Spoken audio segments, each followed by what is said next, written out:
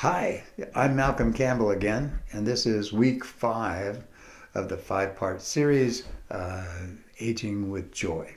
So we're here to wrap it up, and I hope that by now, more than any other thing, any other one thing I'm hoping for is that you believe that it's probably true that nothing matters so much as that you feel good. That's the overarching theme of this thing. It's what I've been trying to promote for each of the last 4 videos, and it's certainly what I'm after today. And the reasons for it are many, not the least of which is that the best you that you can possibly be is you that feels good. You that feels bad will never be that person that offers the most that's possible for him to offer to the rest of the world and to the people around him. So for both your own internal purposes and for your external relationships, it's really important that you feel good. So big part of that, maybe the most important part of that, is to be able to find yourself most often in the present. It's true that we're all going to be wandering around in our memories, and in fact, the older you get, the more memory itself has meaning for you. The more of your life has become memories. But being in the present is the place where you have the ability to make things happen. In the past or in the future, you're out of the place of power, you're out of the place of being able to change or accomplish or to make decisions that matter. So the point again of these videos has been to help you find ways of staying in the present and feeling good about being there and making your um, making yourself powerful in that you can move yourself from negative emotions to positive ones. I'm wondering how often how often did it occur to you before we started this series that how you feel is an option, how you feel is a choice, that you're not just some emotional thing that happens. Your emotions don't are not independent of you and come visiting you in response to things that occur in your life. There are ways you choose to feel about stuff. And so there are tools for making those choices more conscious and more powerful for you. I think the first tool that we talked about is called pivoting or choice, and the example that I used was about the car that was too slow leaving the stop sign, and how if you're the typical California driver, it only takes a few seconds before you're starting to get upset and angry and ready to start swearing or honking your horn or something. But it's possible to notice that you're doing that and choose instead to realize that a few seconds here isn't going to mean much of anything for your day. Probably it will mean nothing for your day. And that other person is just doing what they need to do to be okay, and there's nothing you can do to alter their behavior. So uh, why bother to feel bad about it? In fact, you could choose to go, well, okay, this is just me being silly again, just me trying to influence the behavior of somebody that I can't do. It's pretty funny that I do that from time to time. And notice that the difference between I'm upset that you didn't move your car sooner and that I'm kind of making fun of myself for having this silly attitude, the difference is a whole lot in how you feel. So the point of that is this is a pivot. This is pivoting from one point of view to another, one attitude to a different attitude, intentionally changing the thoughts that you have about the thing that's going on so that you move to a place of feeling better. And that process we're calling pivoting or choosing. It's probably the most frequently it's probably the most frequently used of the tools here too, by the way. That again, the only thing that's really required for the pivoting is that you notice how you feel. Pardon me. The next tool we talked about was the Book of Positive Aspects, and that's a great way of dealing with if you're having a crappy day or you have some crappy results in your day that you don't like, and then end up beating yourself up. It's a good idea to not do that. And the Book of Positive Aspects is a way where you sit down with a book that's devoted to this use. It's a spiral bound notebook or something like that.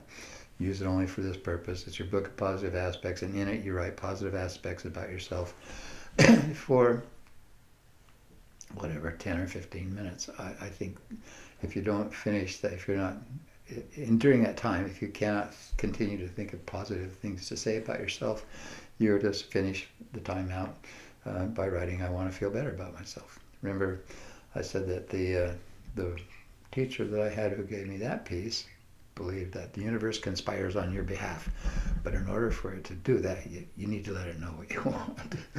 I like that way of looking at it. But it also is a very powerful thing in terms of its psychological values, and we can put it in that context and justify it and make it worthwhile too.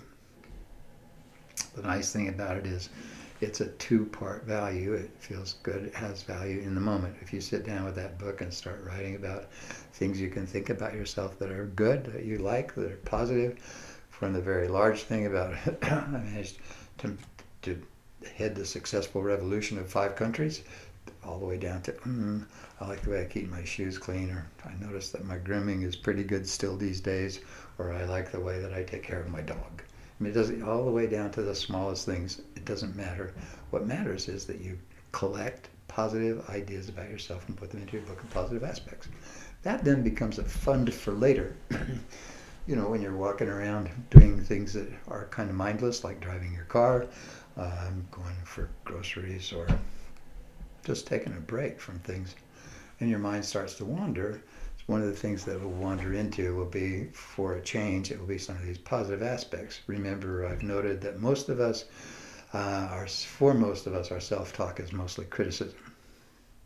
It's a way of beginning to balance that, make yourself feel better more of the time, and really actually help to bring up your baseline of how you feel. Your baseline of how you feel about your life can be changed with the Book of Positive Aspects. It's a powerful tool.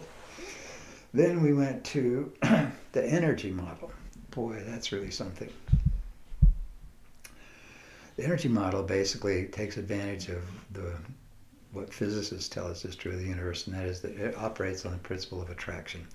That what makes everything be what it is, other than just the most basic of particles, is that similar things attract each other, and in those attractions, they bind and create things, and those binds and bonds, that creative stuff, are all energetic, and that everything in the universe is energetic, that we are all energy devices, that human beings are, transducing devices, energy transduction devices. That is, we transduce or change energy from one form into another. And that's how we survive. We take in energy in one form, food, air, water, put it out in another. We're able to move around, do stuff, create videos. Ideas and thoughts are energy too. All things, including thoughts, are energy. So the energy model suggests that when you focus your attention on something, your energy begins to match that thing that you're focused on. And in that energy exchange, you begin to attract each other. So anyway, there's quite a lot more to it. But basically what it is that the universe operates on the basis of attraction, and it's easy to take advantage of that and to use it to your own use and benefits. We also talked about reframing. That was the last one, I think. Reframing, that's a really, again, a powerful way of changing perspective. The metaphor of a reframe is about an idea or a thing or a belief being something around which we place a frame of meaning. It's possible to change that frame, and in changing the frame, we change the meaning of it. That's worth noticing, because it's probably you probably want to consider that it's possible that the only meaning anything has is the meaning you give it in the first place. So, all of your emotions are valid, except, of course, the old negative ones that come around and influence behavior in a negative way today. Those are no longer valid, so it'd be okay if you could get rid of that stuff. But your current emotions, as they show up in response to what's going on around you, really, the value of those is twofold. One, negative emotions.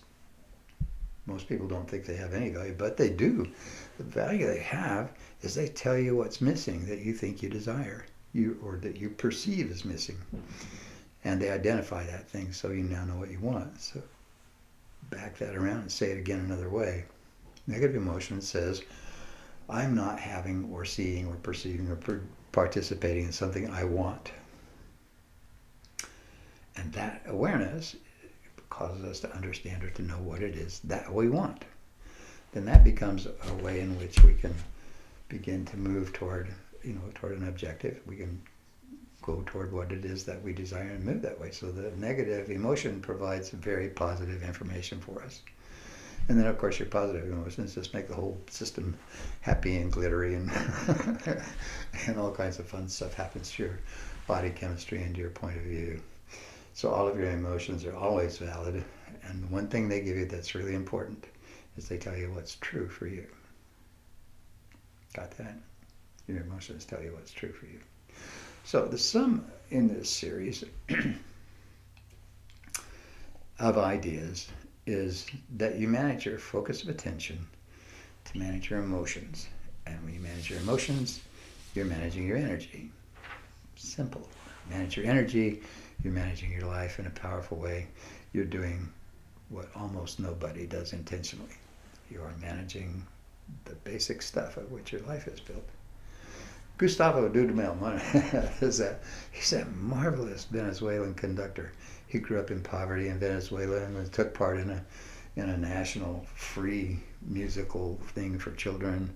It was all the kids that don't have any money were allowed to have instruments or to borrow instruments and use them, and they were taught how to play in these classical orchestras. Dudamel was one of those children. He's grown up to be, at the age of 41, probably the most luminous and important conductor in the world today.